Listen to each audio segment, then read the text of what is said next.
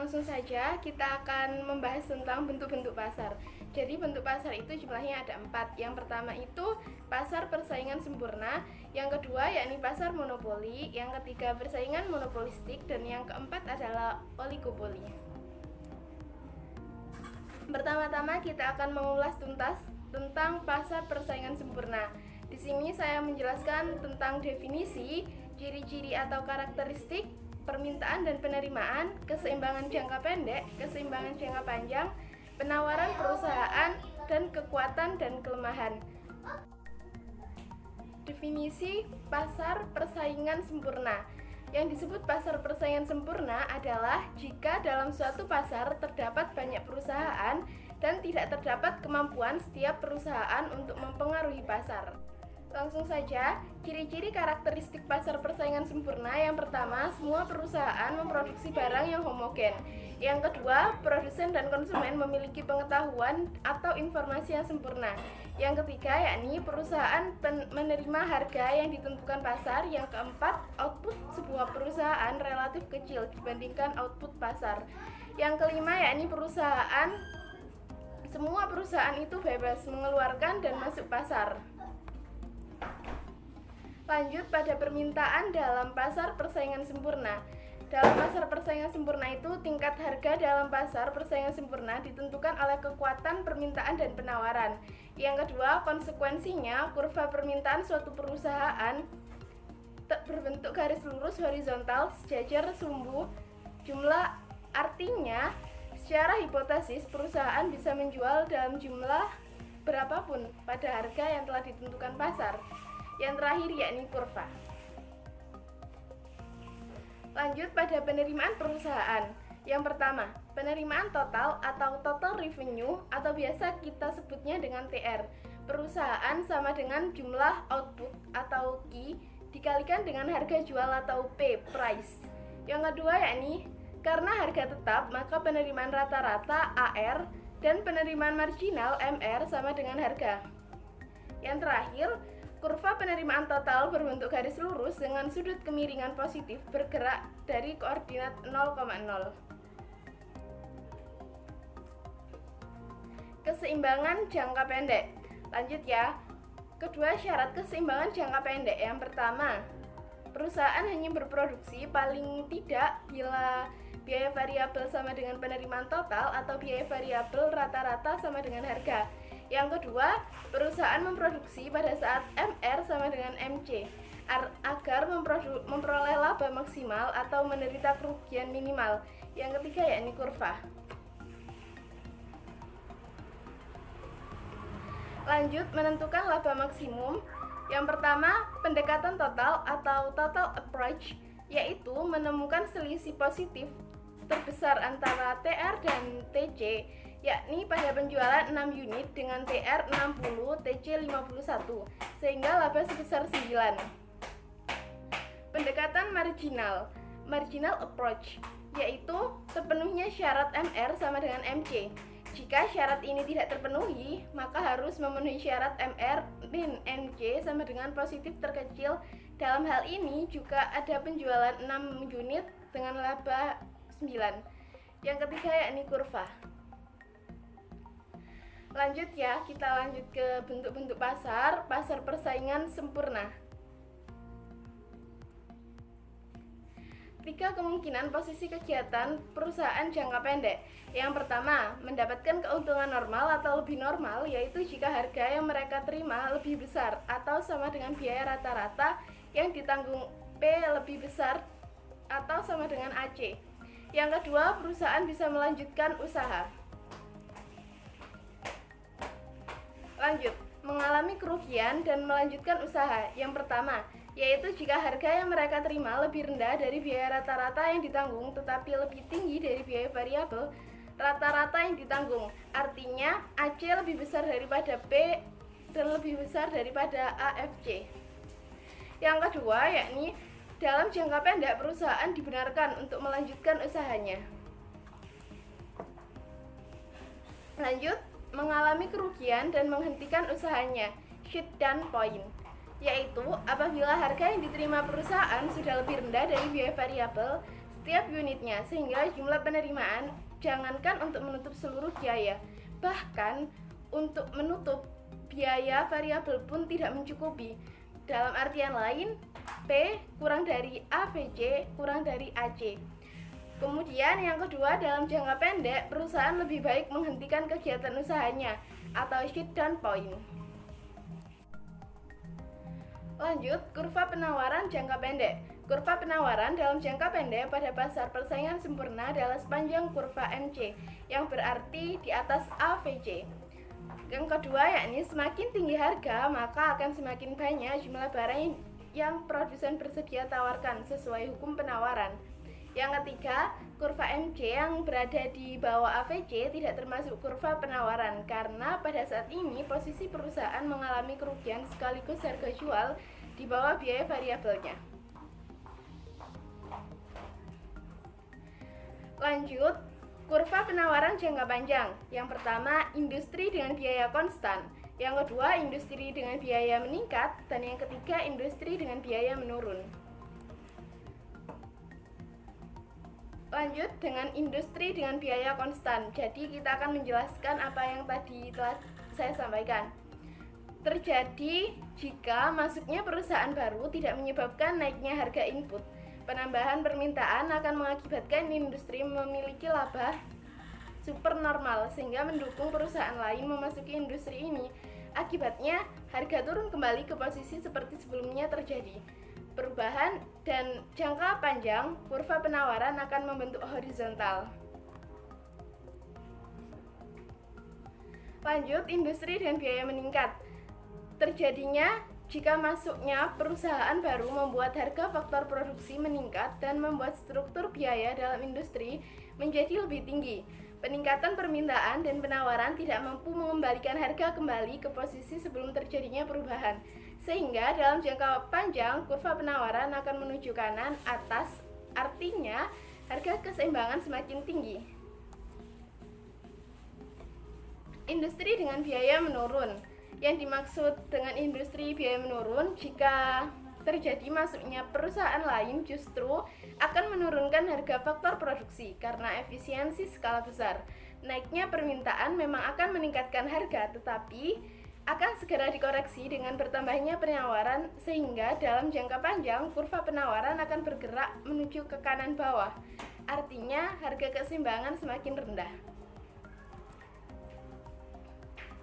Kebaikan pasar persaingan sempurna, yang pertama harga jual adalah yang termurah. Yang kedua, jumlah output paling banyak sehingga rasio output per penduduk maksimal. Dengan artian kata lain, kemakmurannya itu maksimal. Yang ketiga yakni masyarakat merasa nyaman karena tidak mengalami kesulitan memilih produk homogen dengan terhindar dari penipuan karena pengetahuannya sempurna. Kalau ada kebaikan pasti kan ada keburukan.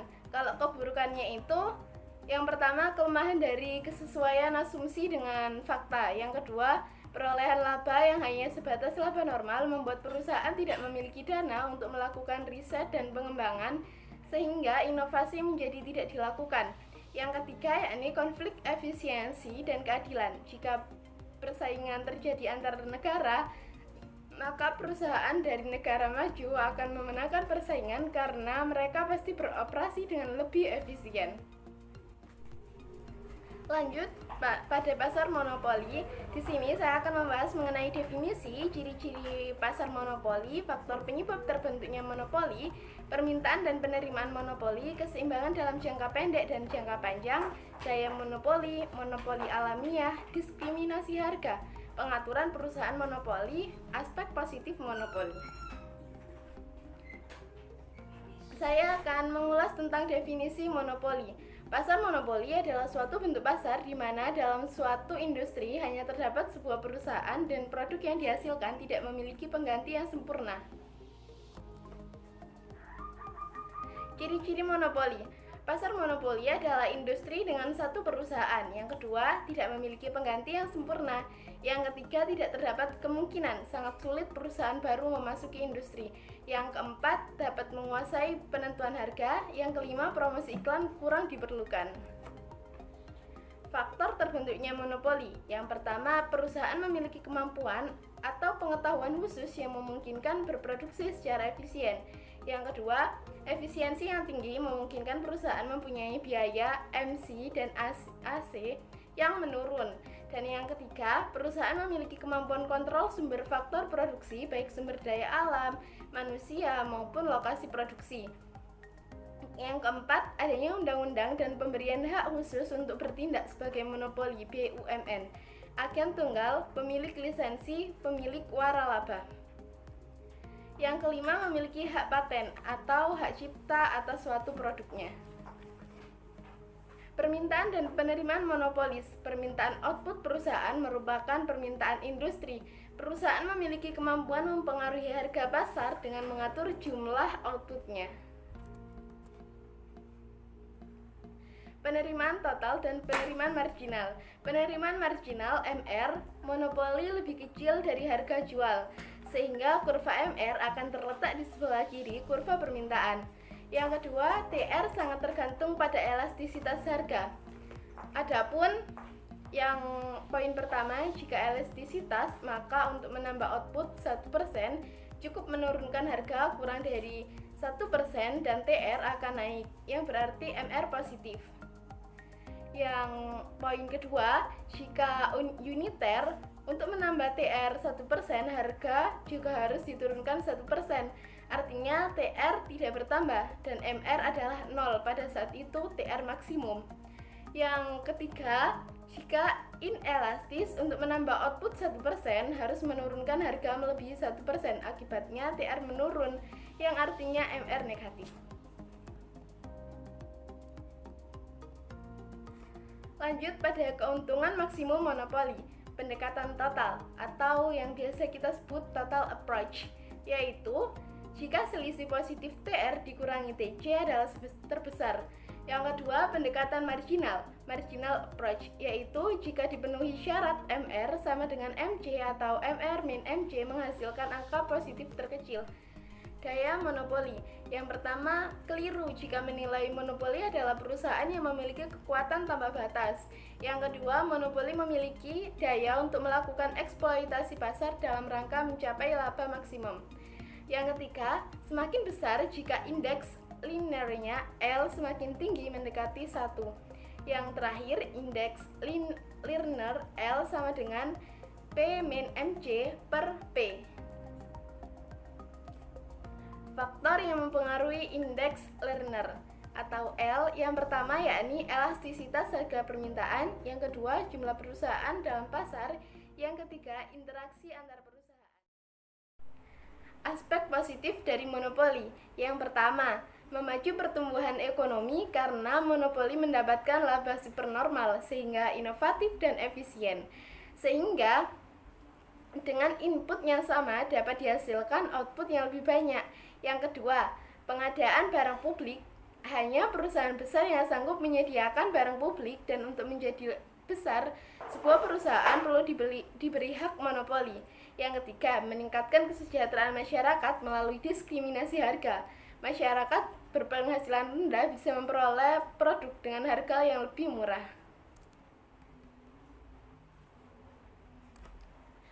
Kita lanjut ke jenis pasar, yakni persaingan monopolistik. Definisi pasar monopolistik.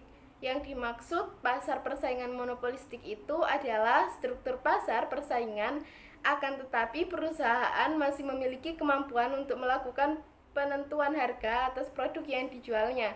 Yang kedua, atau kombinasi antara pasar persaingan dengan pasar monopoli. Asumsi pasar persaingan monopolistik. Yang pertama, produk dari setiap penjual agak berbeda. Diferensiasi produk sehingga konsumen dapat lebih menyukai suatu produk daripada yang lain. Yang kedua, terdapat informasi yang sempurna tentang harga dan kuantitas. Yang ketiga, terdapat banyak pembeli dan penjual. Kepuasan seseorang penjual tidak mempengaruhi penjualan yang lain. Yang keempat, mudah bagi perusahaan untuk keluar masuk industri. Yang kelima, perusahaan akan berusaha memaksimalkan laba dan konsumen memaksimalkan kepuasan. Yang keenam, tidak ada biaya atau manfaat eksternal. Dan yang terakhir, persaingan promosi sangatlah ketat. Keseimbangan pasar persaingan monopolistik. Keseimbangan jangka pendek tercapai apabila perusahaan beroperasi sampai tercapai posisi MR sama dengan MC. Dan yang kedua, dalam posisi tersebut perusahaan bisa mencapai laba supernormal, laba di atas normal. Pada bentuk-bentuk pasar yang terakhir yakni pasar oligopoli. Pasar oligopoli sendiri memiliki pengertian suatu struktur pasar atau industri yang terdiri dari hanya sedikit perusahaan dan setiap perusahaan memiliki kemampuan mempengaruhi harga pasar. Karakteristik pasar oligopoli.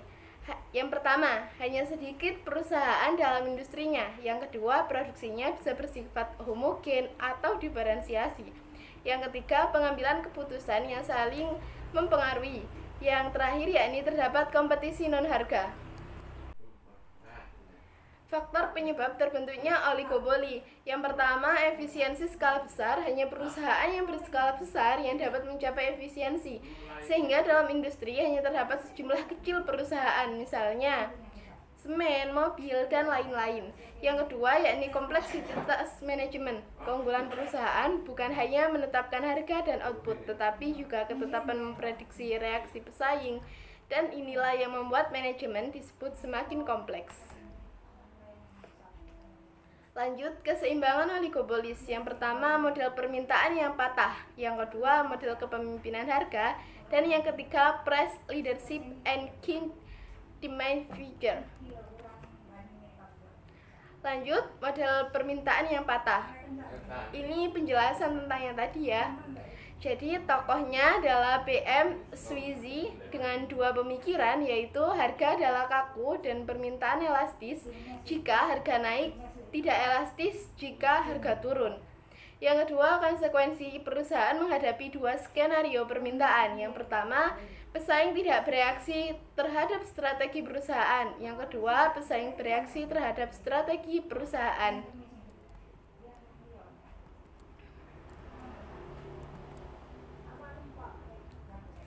Duopoli. Duopoli adalah model khusus oligopoli di mana dalam suatu industri hanya terdapat dua perusahaan yang terkenal antara lain. Yang pertama model Carnot, yang kedua model kepemimpinan Stackelberg. Yang pertama saya akan menjelaskan model Carnot. Yang pertama, keseimbangan duopolis jika MC sama dengan 0. Keseimbangan duopolis bila output masing-masing monopolis adalah separuh dari jumlah permintaan pada saat harga P sama dengan 0. Dan yang ketiga, asumsi yang dipakai adalah output perusahaan yang satu lebih ditetapkan dan tidak berubah. Lanjut, model kepemimpinan Stackelberg. Yang pertama, bedanya dengan Carnot adalah terdapat sebuah perusahaan yang berinisiatif atau leader menentukan jumlah outputnya. Yang kedua, perusahaan kedua hanya sebagai follower. Hambatan masuk industri oligopoli. Jadi nggak hanya lancar-lancar aja, ada hambatannya juga. Yang pertama, perusahaan yang lama telah menikmati skala ekonomis. Yang kedua yakni terjadi perbedaan biaya produksi, misalnya pengalaman, keterampilan, akses finansial, dan juga lain-lain. Yang ketiga, yang terakhir juga, karakteristik produk perusahaan yang lebih baik, lebih terkenal, lebih canggih, atau produknya lebih beragam.